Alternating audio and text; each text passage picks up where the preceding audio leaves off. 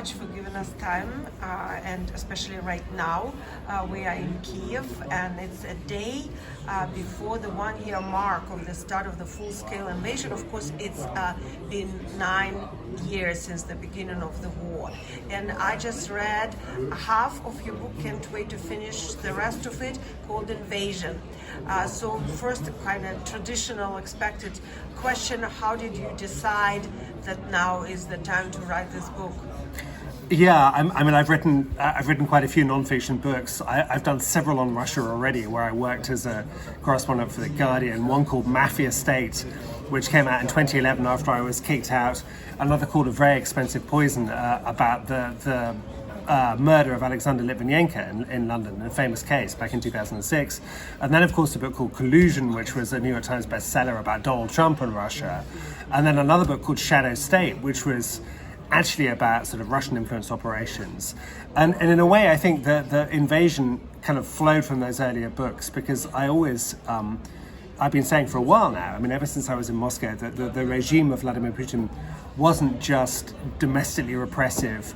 All of the pictures we know of protesters being beaten up in the streets of Moscow, that it was also kind of internationally reckless and adventurous. And that was the conclusion I came to after the war in Georgia, which I covered in 2008.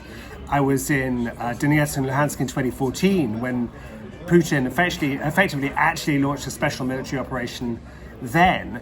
And you know, in 2021, when there was this kind of ominous build-up of tanks and troops on Ukraine's borders, I was convinced that Vladimir Putin was going to come in. And so I was in Donetsk, just outside Donetsk on the front line in late 2021. I was in Mariupol in January of 2022, because a lot of people in Kiev were saying, look, something may happen. We think we'll be okay, but Mariupol will be very hard to defend. And I was in Kiev on February the 24th. And so I think the book grew from that. And actually, to be honest, it was partly, you know, telling the story, the first draft of history. That was my objective, and it was partly actually therapy. I would spend 3-4 weeks in Ukraine. It was incredibly intense. It was tough. I was in Bucha. I was, you know, all over the country, and I would take a day off. I'd come back to London, and then I would write, and I would try and shape this into a story. And I tried to write with what you might call kind of moral clarity and passion. And my goal was to, tell the politics, the international story, the story of this sort of terrible, dark, resurgent Russia, but also the stories of ordinary people caught up in war, some of whom survived, some of whom died, some of whom disappeared, some of whom were tortured, some of whom were displaced. And that's what I try and do. I try and do the macro and the micro, and give readers a flavour of what it's like to be here, to hear the bang of artillery, the kind of boom, and then the whistle of incoming shells. So it felt vivid and real, so people would understand, and also I think react with empathy to what's going on here. I think you really achieved it, look, because I read many of your books. Collusion I read a couple of times because I was doing my own research, and you really nailed it. But in this book, I think you've reached another level, and even though I've been here, I've seen most of the things that you're describing, I was crying as I was reading it, and I think moral clarity is the right word. It is there. And since you mentioned it, I actually want to ask you, it comes up a lot while reporting this war, the question of objectivity in journalism. How do you handle this, reporting on this war? What about impartiality that is so important? How do you handle that? What's your view on that? I think our obligation as writers, as journalists, as correspondents, as participants in an extraordinary moment in history in the 21st century, I think our obligation is to the truth. It's not to some kind of relativistic notion of that. I mean, call me old-fashioned, but I'm actually an empiricist. I believe in the truth rather than in multiple truths. And of course, people have different perspectives, but actually, in terms of war, this is the most clear-cut good versus bad conflict we've had since 1945 and Hitler. I mean, it's what's going on is essentially an imperial war of conquest and subjugation by Vladimir Putin, who does not believe that Ukraine is a country or a state or a nation, that Ukrainians are a people. He thinks they are Russians, and either they can be redeemed and made into good Russians, or they can be exterminated and annihilated. And so this is actually, to my mind, a kind of Hitlerian moment. In fact, it's more similar to the 1930s than any other year or period in this century. And so there's no point in, I mean, obviously you can acknowledge what Putin says, and you can acknowledge the strange, parallel reality in which he lives, but you don't have to dignify it. Method is not to say they say this and they say that. Method is to go and see for yourself. And the strange thing about, war reporting is it's the purest form of journalism. I mean, you're not calling people press secretaries or spin doctors or PR firms. You get in a car in the morning, you go to the front line, you talk to people, you see, you feel the wildlife, the snow or the sun, you notice the birds, the animals, you go and talk to people in their houses, sometimes without roofs, sometimes in basements, and you write. And that's what's true. That's what's true. And we need to be clear about truth. I can't agree with you more. It's just also the whole thing about Ukrainian people and Putin's theories.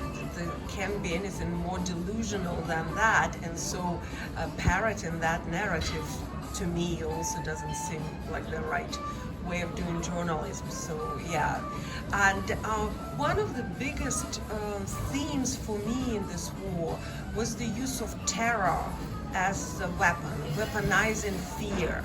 And I see it in everything, from the overnight strikes on Mariupol in the early days, and to the torture chambers, which I've seen and you've seen, I know, all over the country. Yeah. And I think it goes back to the FSB policy and the use of psychology, and you're familiar with that too. I know it from your the books that you've written already, and because you lived in Russia and worked there, and you're familiar with their techniques. You're familiar with this fear that they're trying to instill. And there's a special tribunal idea that is being pushed by the Office of the President of Ukraine. Yeah. So what do you think about this idea about the War Crimes Tribunal, Putin on the tribunal eventually, hopefully? And also in your book you mentioned a couple of times the documents that say the mayor in Bucha has seen allegedly some kind of order that the people who were the Russian military who were torturing civilians in Bucha have received. Do you think it's possible to find a written document like this to then give it to the tribunal? Well, I mean, the thing is, a bit like when the Soviet Union collapsed, if and when the Putin regime falls, there will be a kind of superabundance of evidence, of files, of testimony, and so on. But for now, from the Russian side, there's not so much. But what there is I think this is the most sort of hyper-covered war that there's been. There are witnesses, there is video, there is YouTube footage, there is mobile evidence, there is geolocation data, and there are ghosts, what you might call ghosts. I mean, when I was in a Zoom, after it got liberated in November of last year, I was in a pine forest where several hundred civilians and Ukrainian soldiers have been buried, and watching these exhumation teams, guys in boiler suits, digging up bodies, and you would watch them, and it smelled terrible, and the scene was beautiful. There were pine trees and sand and blue sky, and a body would appear, and you would sort of look at it, and it would have camouflage trousers, and so you'd think, okay, soldier. And then you would look at the arms, whether they'd been bound together or not. And then another body would come out, perhaps a bit smaller, and you'd say, is it a woman, is it a man? It was sometimes hard to tell. Ghosts speak. You can draw conclusions from bodies, how they died. Prosecutors go everywhere, even if it's just a minor shelling. They log evidence. And for now, it seems hopeless. It seems there'll never be any justice or accountability. No reckoning is possible. But you don't know. And we have the precedent of a former Yugoslavia. I mean, who knows where we'll be. It just feels to me the right thing to do actually, that there, and in a way, just the fact that we do this is a rebuttal to the idea of Russian nihilism, what you might call Russian nihilism, that there are no rules, there is no law, there are no human rights, that it's just about power and brute force and violent solutions. And actually what you're saying is, no, there is law, there is method, there is order, and there must be accountability, above all, in things like this.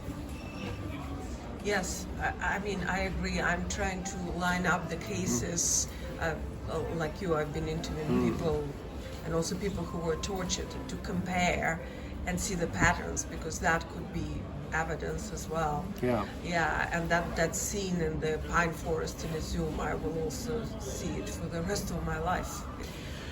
One thing that was peculiar that I saw in your book, and I haven't seen it anywhere else, is the observation about the February 22nd, 2022, which the date which was on the avatar of the Ministry of Foreign Affairs. I've noticed that.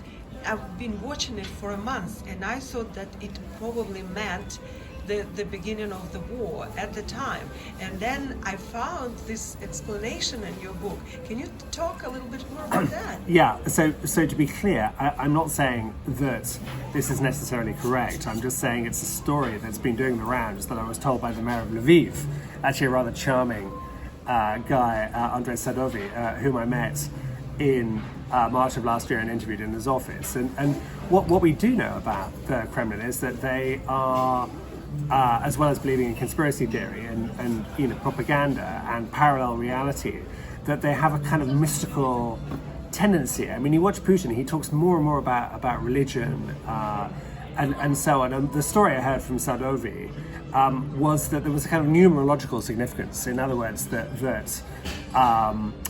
supposedly that Putin and Shoigu, the defense minister, went to Siberia in the spring of 2021 and consulted with a shaman, a kind of a mystic man.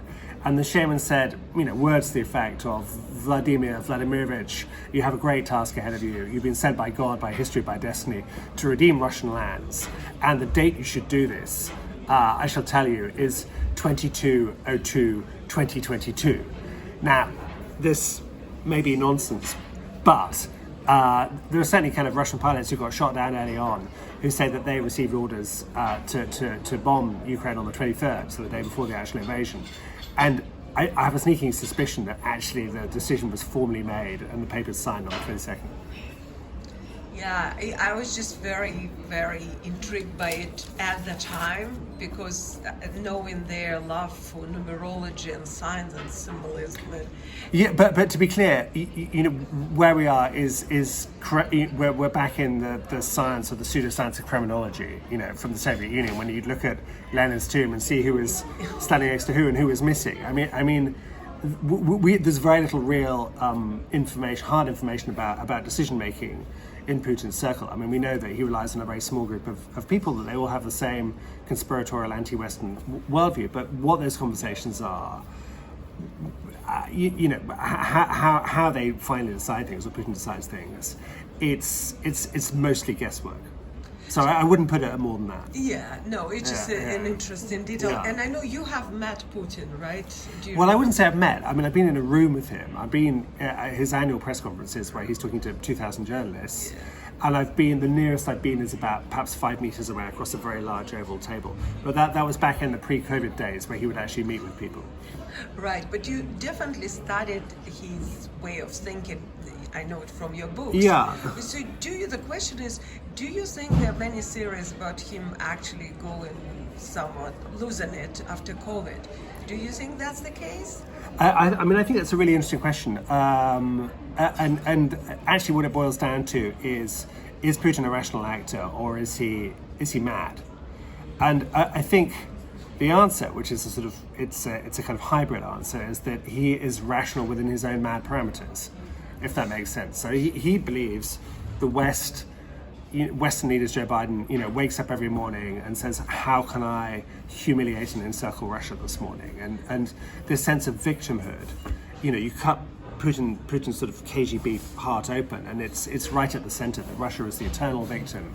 And also, I think, perhaps a more subtle point, which is not always understood, is that, I write this in my book, that Russia is the author of nothing.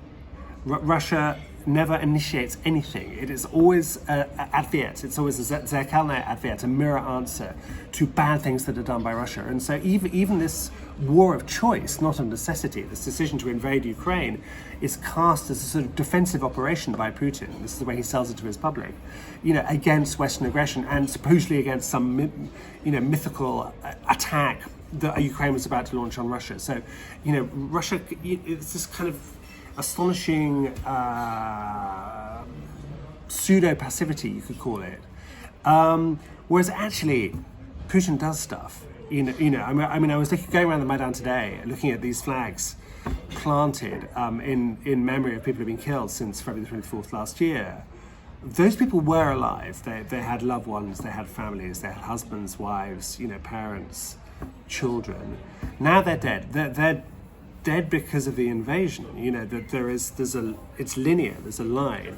It's causal. Putin does cause things, and really, his worst critics. I wasn't a critic. I was an observer. We've been proved right. I can't even comment on that. It's just so right. You really nail it. You've been to Mariupol before Mariupol was no more. Yeah. How do you feel about it, and how difficult it was to ride that? So I went to Mariupol first in 2014 when basically separatists took it, or were in the process of taking it, when I was reporting from Donetsk and Luhansk, and I watched this whole takeover. And I think for the Russians, they were furious that they couldn't take Mariupol. Actually, it didn't work. The Ukrainian army kicked these separatists out. And one of the reasons was that, there was pro-Russian sentiment in Mariupol, but it was never big enough. It wasn't actually big enough in Donetsk. I would say it was never more than about 20, 25, maximum 30% of the population. The problem was they were used to rationalize what was essentially a military operation by Russian sort of special services, by the GRU, to seize those territories. So I was in Mariupol then, and as I said, I came back in January. I haven't seen anything like it. I remember, I write about this. I write about seeing a performance by Ukrainian amateur actors where they were doing a passion play called A Vert Up. And there was a woman called Elena playing death in Mariupol. And I just had this idea when I was writing the book of death processing almost like a kind of dance macabre through Mariupol and calling women and children and everybody, and almost in a procession through the streets, because that's what's happened. The Russians really, Mariupol is the greatest tragedy, I would say, since the Second World War. It's the first time since Guernica, our entire city has been destroyed. 400,000 people live there, and now it's just a ruin, it's a shell. And it was hard. One of the things that was hard, one of the people I met when I was there in January of last year was a military volunteer called Anatoly Lazar, and he called me into the siege a couple of times, and the last time he was quite desperate and asked me to get his wife and kids out, and I was miles away. I couldn't do it. And I feel guilty that I couldn't help. And also, I never found him. I don't know what happened to him. Facebook, nothing. He's not on the list of the dead. He just disappeared. He disappeared. And there were hundreds, thousands of people like him who disappeared. Their story is unknown, untold, just gone. I think we might find out so much later or never. And that actually one thing that struck me was this death character, because the day before I went to Izum, I was at the opera in Odessa theater with they staged Ukrainian opera during the war, and I was behind the stage doing a little video there, and there was a death figure as well from Vertap. And I got to interview the death, and next day I went to Zoom, and I kept thinking about that. It's sort of curious. It was hard, but with the book, I was never trying to be sentimental or mawkish or melodramatic. I was trying to be, tell the story as calmly as well as I could, and in a way, the pathos is all there. You don't need to exaggerate or play with your reader's emotions. You just tell what happened. You tell the story of the drama theatre. 400, 500 women and children who were sheltering in the theatre. Many of them were killed. the pregnant women, I was told, were all staying in the makeup rooms. They got slightly better accommodation. The missile, the airdrop missile dropped by the Russians sliced through those rooms. They all died. They all died, and so many promising and talented people have been killed, in this war. I mean, every death is a tragedy, but actually, it's the flower of Ukrainian society. Civil activists, volunteers, future novelists, future Nobel Prize winners, and they're gone. They're gone. I mean, this nation has been forged. I mean, I write in the book. When you get to the last chapter, you'll see I call it a proven state. I mean, I think you can kind of make a case that Ukraine has won the war in the sense that it's survived, that it's repudiated the Putin thesis that Ukraine is not a thing, it's not a people. It's an incredible, networked, horizontal society built on solidarity and family and community. So I mean, all of that is true, but it's come at such a price. That's exactly that, and that's in your book. And I guess my last question would be, I mean, it's impossible to speak about any kind of closure. We're right in the midst of it. So I'm not going to ask you about what do you think will happen, because you are welcome to answer. But also, like, we are one day before the expected attack to commemorate the beginning of the invasion, of the full-scale invasion. Do you think anything will happen in the next 2 days? I mean, I asked this question to, actually I won't name him, let's just say a very senior person in the Zelensky government, and he was quite dismissive and just said, look, what can they do? I'll do more of the same. In other words, yes, I mean, look, I wouldn't make predictions, but it would make sense for some kind of attack to happen, but Putin doesn't have, he can't really do anything he hasn't done before. So yeah, he can fire ballistic missiles. He's done that. He can intensify his attacks in the east, various factors where he's been grinding away, or the Russian army's been grinding away for months in places like Bakhmut and so on. But actually, this project isn't really going anywhere, and his speech in Moscow earlier this week to the Federal Assembly showed that he's got nothing new to say. Really, it's the same old Alice in Wonderland stuff. So I sort of think we'll reach a stage in the war fairly soon where the Russians just try and dig in. That actually the idea of them taking the whole of Donbass is going to recede. I just don't think they can do it. So they'll just try and keep what they've got and stop Ukraine from counterattacking. The big question this year is can Ukraine stage a successful counteroffensive and break the Russian lines, possibly with new Western equipment? Or are we looking at more of a sort of Korea-style situation where we just have a long and terrible hot-cold conflict? Right. I spoke to General Lieutenant Ben Hodges the other day in an interview, and he was extremely positive and optimistic and thought that this year Ukraine can get Crimea back. So here's to that. I don't know, but so Crimea is in play again, and the irony is that Vladimir Putin has made it in play. Actually, by doing all of these things, and I think that the war will probably only either stop or pause when Putin goes. This is Putin's war. So long as he's there, the war will continue. But for all of its sort of show and noise and belligerence, my sense is the Russian regime is actually quite fragile. Putin is 70 years old. And he may think he's eternal, but he's not eternal. I mean, sooner or later the regime will go, which is not to say there'll be a Navalny succession or a democratic Russia after that. But I do think when Putin falls or dies, then there will be a change, if only it's kind of the elite eating each other and scrapping. Actually, that's the book I would like to write. I mean, I can't write it because I'm banned from Russia, but I would like to, as the next book, I would like to write a sort of downfall, actually.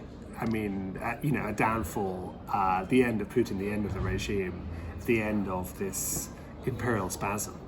And I quite like to see my file as well, my KGB file, FSB file, if there is one in Lubyanka. But this is, unfortunately, this is just a bit of a dream. But if I can make it back on my Zimmer frame, I would. I would do it. can't wait to read it, Luke. Let's have it and fast. So I think it's a perfect note to end the interview. Thank you so much. Thank you for your book. I recommend everybody to read this book. It's really striking. It really tells the story as is. I can confirm it as somebody who's seen it too. So, and thank you for this interview. No, thank you. A pleasure to talk with you as always. Okay, thanks a lot. Thank Okay, you. cheers.